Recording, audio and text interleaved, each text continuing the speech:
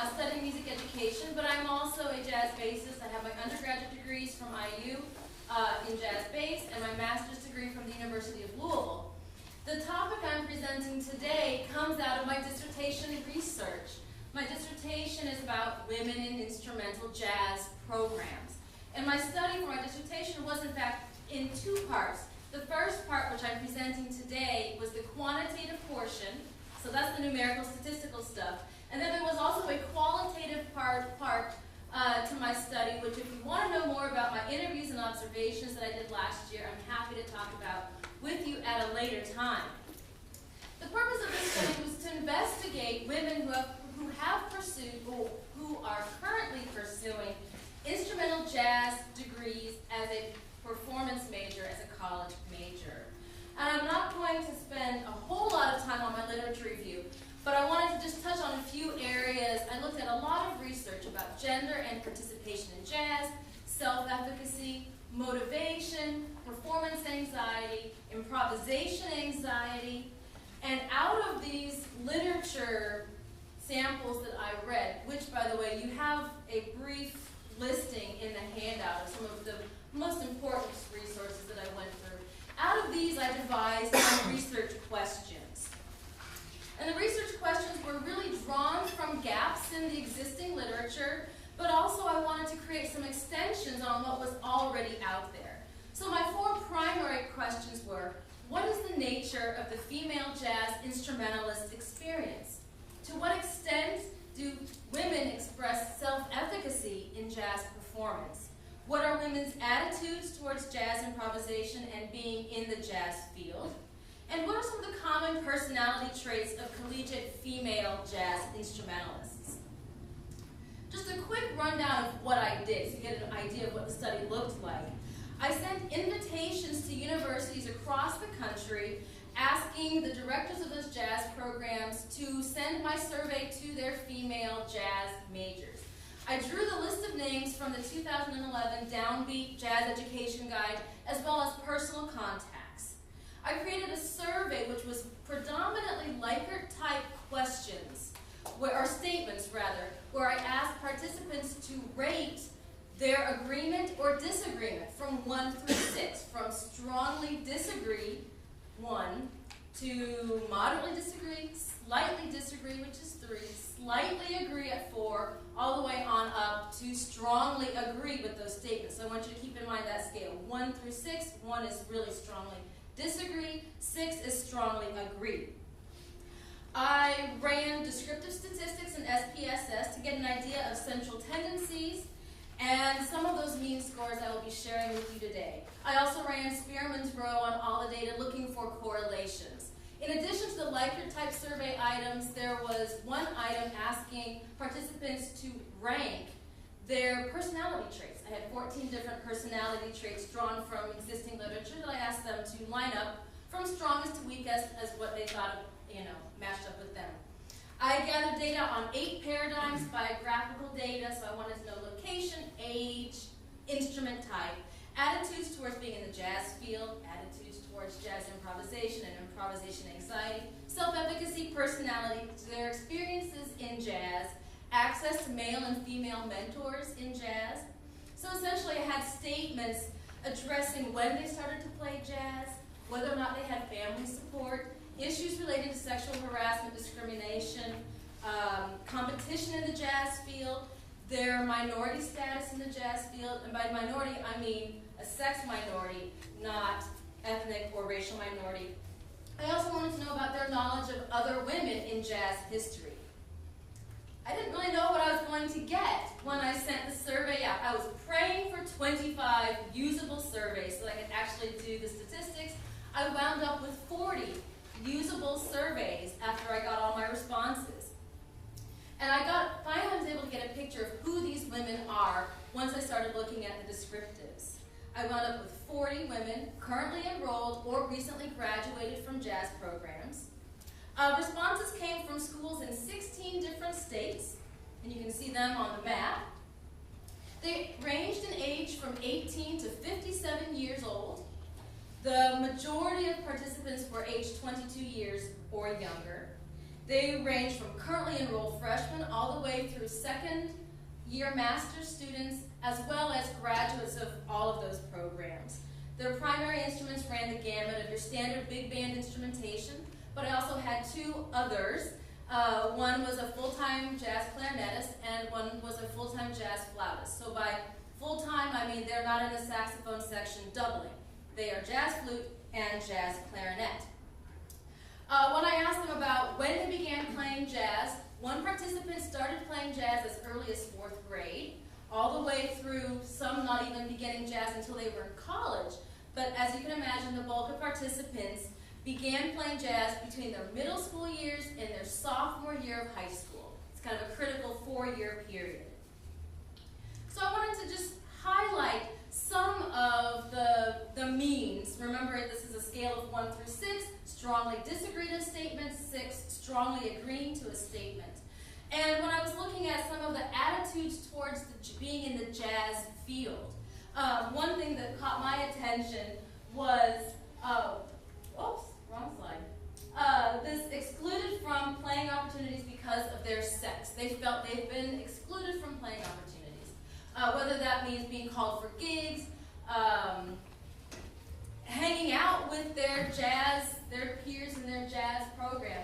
They moderately agreed. It was a 5 out of 6 that they've been excluded. So that really stood out to me. I asked about, are they relaxed before a concert or gig, whether or not they enjoy the status of minority status, being one of a few females, and you can see that enjoyment, they slightly agree. They kind of like being one of a few or the only female in their program. Going on to experience means scores.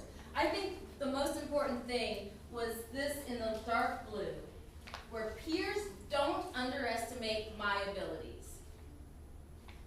Peers do underestimate their abilities. The women so strongly agreed, and I want to add a quick caveat. In the survey, I gave the women an opportunity to put comments for every item, and that part really is part of my qualitative research. But I heard over and over again, they're shocked, they're surprised, they're amazed. You should see their faces when they hear me play. So women are constantly being underestimated, particularly by their peers, but also in the audition process when they go into degree programs. So access to male and female mentors, there's a great disparity. Access to male mentors, strongly agree. They're approaching strongly agreeing, whereas with female mentors, it's not quite as strong. They kind of slightly agree that they've had access to female mentors. About faculty don't make uncomfortable and peers don't make uncomfortable, that's about sexual harassment, discrimination, or unwanted sexual advances. They moderately agreed that faculty is not an issue, and they slightly agreed that peers is not really a big issue. For some it is, but for the most part, that's not a huge issue. Looking at attitudes towards jazz improvisation. Remembering that scored on a scale of 1 to 6, on these items, nothing rated above a 3.5. So that's towards the disagreement side of the statements. When I said the statement, peer approval of solos is not important to me, they disagreed. Peer approval of their solos is very, very important to them. Otherwise, I don't worry about embarrassment when I solo. They disagree. They do worry about embarrassing themselves when they improvise. And I'm sure males do too, but that just was not part of my study. Usually being happy with my improvised solos, I was happy to see that the women say yes. They're pointing upwards towards slightly agreeing that they're usually happy with their improvised solos. I also wanted to look at the extent of self-efficacy because, as we know, self-efficacy is really, really important in terms of our ability to recover when we stumble. Can you pick yourself up, dust yourself off, and start all over again? Or can you keep playing, in other words? How well do you recover when you hit a stumbling block or you hit a bad note? You have a not-so-great solo. It has to do with our willingness to take on new tasks, to try more difficult, challenging tasks versus staying within our comfort zone. So, I gave the women statements such as, I am a competent and confident improviser. improviser, to which they, slightly agreed. They are competent, confident improvisers. I said, I have the ability to recover after a bad solo. They slightly have the ability to kind of falls right in the middle as to whether or not they're able to recover from a bad solo. Taking on challenging tasks we know is related to self-efficacy, and as I expected to find, the women agreed that they enjoy challenging improvisational tasks. And by challenging, I let them leave it up to themselves. It could have been a challenging key, challenging tempo, rapidly changing chords. Whatever they thought was challenging, I let them put their spin on it. But they slightly agreed that they enjoy challenging tasks. And they also enjoy playing in a variety of styles. A quick rundown of personality traits. Out of the 14 traits that I gave the women, 5 really stood out. And in the black, we have the 3 personality traits which were ranked 1 through 14 that were the strongest. And getting a score of 11.48 was reliable. And what's interesting beyond these numbers is the frequencies. The women found themselves reliable. Reliability figured in the top 3 traits for over 60% of participants, and it was in the top 2 traits for nearly 50%. So reliability was number 1 common, strongest personality trait amongst the jazz women I studied. Independent. Looking at those frequencies, independence was in the top 3 traits for over 50% of the respondents, and it was in the top 2 traits for nearly 35% of the respondents. And then imaginative figured in the top 3 traits for over 40%, and it was in the top 2 for 35%. So the women found themselves reliable, independent, and imaginative, but they are not impulsive and they are not moody. Those were on the far low end of the scale. Moody ranked the bottom. It was 3.55 was that mean score. 65% of the women put moody in the bottom 3 traits of their personality. So that leaves me wondering, are the moody women just weeded out? Or is there something about personality that makes you less moody? Or I would like to explore that further, but jazz women are not that moody compared to the normal population, and don't let anyone tell you otherwise. That's what my information says, at least. I'll just spend a minute looking at some of these significant correlations. Looking at self-efficacy, I pretty much found what I was expecting to find. Those who found themselves to be confident improvisers also enjoy improvising in a variety of styles. When it comes to nerve interference and having difficulty recovering from a bad solo, where nerves are less of a factor for individuals, they have an easier time recovering from solos. Those who tend to worry about embarrassing themselves have a higher chance of their nerves interfering. This is what we all know from our own experiences, but it's still nice to see concrete. A personality correlation, those who considered themselves to be outgoing and adventurous were not anxious. That was a negative correlation. So the more outgoing and the more adventurous, the less likely you are to be an anxious person. When it comes to attitudes towards the jazz field and experiences, it was really having the respect of your peers was highly correlated with issues in jazz experience, self-efficacy, and then attitudes towards jazz improvisation. So peer respect and faculty respect correlated, significantly correlated. Peer respect and worrying about embarrassing themselves while improvising, positively correlated. So those who felt they had the peer respect tended not to worry about embarrassing themselves if they didn't play so well. Those who felt they had the respect of their peers felt they were also more competent and confident improvisers. So, what are some of the conclusions I can draw from this? Well, looking at the 4 research questions. The nature of the female jazz instrumentalist experience. Those who felt that their peers respected their abilities as players were more likely to participate in jam sessions, had higher self-efficacy mean scores, and they worried less about embarrassing themselves when they were improvising. The women who felt they had to work twice as hard as their peers to prove their abilities also they had the respect of their male peers and their faculty members. They were less likely to feel excluded from activities by their peers. They were less likely to be underestimated by their peers, and they felt less that their peers and faculty members made them uncomfortable due to sexual harassment and discrimination. As to self-efficacy, being competent and confident has a lot to do with the ability to recover from a bad solo, and you could probably extend this out to just flubbing it up in band rehearsal. It also is correlated with enjoying taking on challenging tasks and playing a variety of styles. Looking at attitudes towards jazz improvisation, with increased age comes experience, and as the women increased in age, they were less likely to worry about embarrassing themselves. Their nerves interfered less, and I found that high-pressure performances didn't make them noticeably more nervous than just being in a regular rehearsal. Those whose nerves interfered with their ability to improvise are more likely to worry about embarrassing themselves. And the women who were usually happy with their improvised solos generally worried less about embarrassing themselves. As to attitudes towards the jazz field, the women, by and large, felt they had equal opportunities. I find these next two statistics kind of interesting. 45% of our respondents strongly agreed they preferred to be treated as one of the guys. They wanted to be included when they hung out in band hangs to listen to music. They wanted to be included on activities, asked to solo. They just want to be treated as one of the guys and not with kid gloves.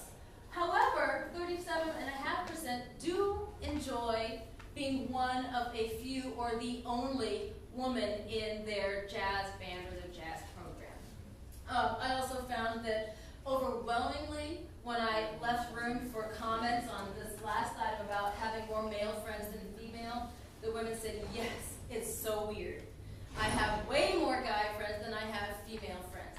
And I don't know if that's a result of being in the jazz field, which is so male-dominated, or is it a personality thing? Because we know from Kemp's research about sexual androgyny and musicians. Female musicians have more masculine traits than the female non-musicians. Male musicians have more feminine personality traits than male non-musicians. So that sexual androgyny might be part of the reason why some of the women, well, most of the women said, yes, I have more male friends than I have female. So just looking at a few implications, and if we have time for comments, I certainly welcome a bit of discussion. I found three main areas: curriculum, pedagogy, and education. When it comes to curriculum, what can we do? I want to use the word normalizing. We can include female jazz instrumentalists in our history courses, but not just the singers and the pianists. That's the gender stereotype. We've got to look beyond that to the other female jazz instrumentalists. We can examine arrangements and compositions by female composers. We can include female recordings by female instrumentalists in the listening repertoire for our private students. We can do the same thing in an improvisation class where we're asking our students to just transcribe some solos. Give them a task to find some female musicians to transcribe. And so in essence, we're trying to normalize women as part of the jazz narrative. When it comes to pedagogy, improvisation anxiety is experienced by many of the women, and it is an issue. And I'm sure it's an issue for men as well. I just didn't study that yet. So something we can think about is how do we address improvisation anxiety? Because maybe it differs slightly from just straight music performance anxiety. Also, awareness of solo distribution is important, making sure that the jazz majors aren't being overlooked. Because I did hear from women who said, I'm a jazz major, but it's like I never get a tenor solo. They're always giving it to, well, we've got to make sure that with our students we are giving equal opportunity, especially to jazz majors. They've got to be improvising. And thirdly, improvisation at younger levels. Right now I'm teaching elementary school, and I use improvisation in my violin class. Improvisation anxiety is a big thing. If we start introducing it younger and younger, it just is part of our natural musical expression. It's not suddenly, I'm in middle school, I want to be in jazz band. What in the world is improvisation? So we can take away some of that anxiety. When it comes to education, we need to hold our female jazz majors to the same high standards as our males. This being underestimated was just pervasive. And also creating a culture that's very friendly. We can be aware of gendered language. I heard things like man up and grow a pair are not appreciated, not necessary, and they don't help. Some women, it absolutely shuts them down. You know, nicknames, sweetheart, dear, honey, save that at home. Keep that language at home. And fourthly, we need more jazz women teaching in collegiate programs. I really think exposure to professional jazz women as guest artists and clinicians at these high school jazz festivals that are happening right now. It seems to be prime jazz festival time. Just exposes those young elementary and middle school boys and girls to women who are fantastic musicians alongside the men who are fantastic musicians.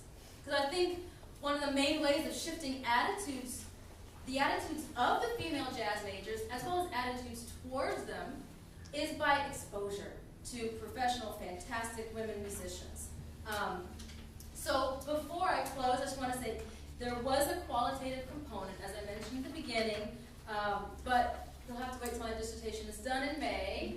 But I'm happy, very happy to chat with people later or immediately afterwards out in the hall. Tomorrow between 2 to 4. And tomorrow I'll be at the There's poster 2 hours session. where all these posters will be displayed, and you can chat for 2 hours Yes. on the topic. Yeah. So I'll be at the poster session, and it's going to be the same topic. I'll be able to speak maybe in more detail about the scores, and if you were new to statistics like I was as a doctoral student, and it doesn't make sense, and the tables don't make sense, I'm happy to kind of go through that with you and just explain what those numbers mean.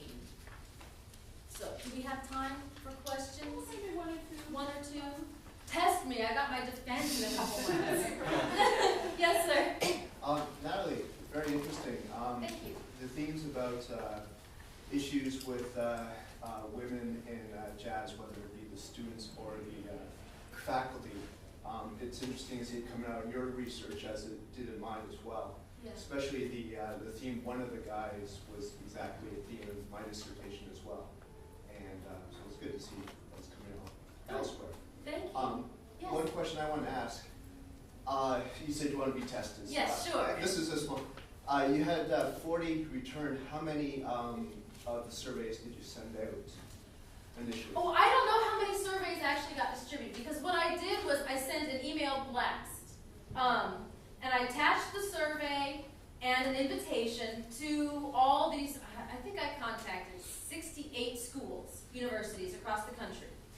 And some of the schools wrote back and said, I have no females. Some apologized and said, I have no females currently, but I had some that graduated. Let me see if I can send it to them. So it was really up to the university to distribute. Because of privacy, I wasn't going to ask for the names and email addresses of their female students, because some of the schools I was asking around, they said, we won't give you the names, but if you send it to me, I will send it to my female majors, and if they do it, great, and if they don't, such is your luck. I think I got back 105 surveys. Some men tried to take it and got kicked out of the system.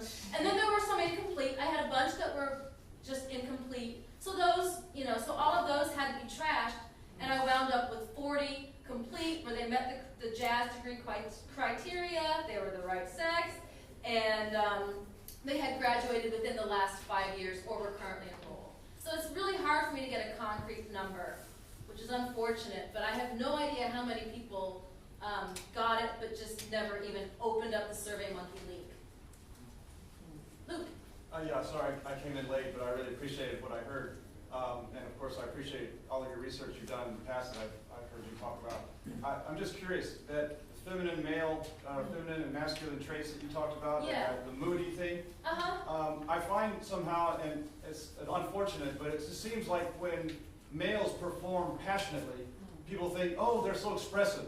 When females perform passionately, the reaction, unfortunately, is a derogatory, oh, they're so emotional, or they're this. Yes, and yeah. I'm wondering how that might play into your, in some of these results or the research, that it's not just, it's a musical thing, but it's something outside of music and culture and society that influences what's happening in music, or maybe musicians can influence the society, in a positive way to break that cycle. Yeah. So that we don't have those kinds of derogatory like presuppositions even before we hear somebody play. It just seems to be unfair to both musicians, but especially to the female musician who's passionate. Why are they looked down upon? I'm sure none of us do that, but I feel like sometimes some of the public might do that, and maybe some critics do that. I don't know, but I don't know. I'm not framing a question, but this might come up in your defense. Somebody might say, "Can you speak to that a little bit more?" And why is it that the female needs to downplay the feminine characteristics to be considered part of it? Because what is it? Because they want to be considered part of the guys or one of the guys, so they downplay their feminine characteristics? I'm just thinking out loud here, but I feel like it's unfair to the female musician. They already have 3 strikes or 2 strikes against them when their expressiveness is considered emotional or hysterical, to use a terrible word that's used in such a derogatory way. Yeah. But you follow what I'm saying, right? Yes, yes. Well, I didn't address that through my survey.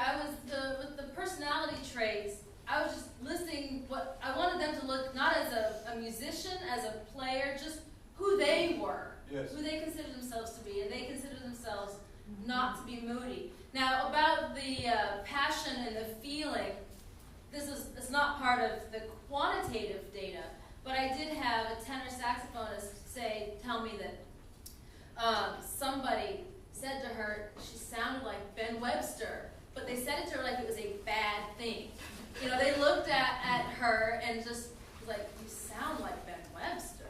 Just shocked, but it was still not a really great reaction to her sound. And I think that prejudging before they even know what, they just expected a certain feminine sound. Yeah. They expected a softer, maybe lighter sound, and that's not what she gave.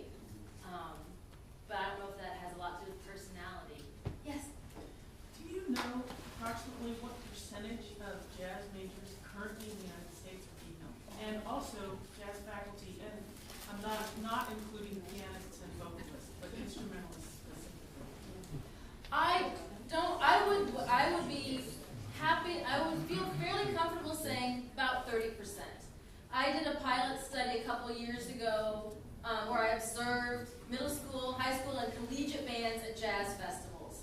And the number has pretty much held the same since the 70s. 70% male, looking at big bands. I can't say that they're all majors though, but looking at big bands, about 70% female, 70% male, 30% female. But I notice the higher you get in the ranks, there are fewer and fewer women. But maybe 70-30 or 80-20. It's an endless topic, and I really, I can attest to it myself. I really encourage you to take the time tomorrow afternoon between 2 and 4 to really mingle. She'll have the poster up with all her data, and you can discuss it, and there's Find some solutions, some ideas. and some solutions and ideas. And right here in this room, and tonight for the vocal jam session, I also want to tell you that we have an all-female backup rhythm section, which I'm really proud of to put together. So anyway,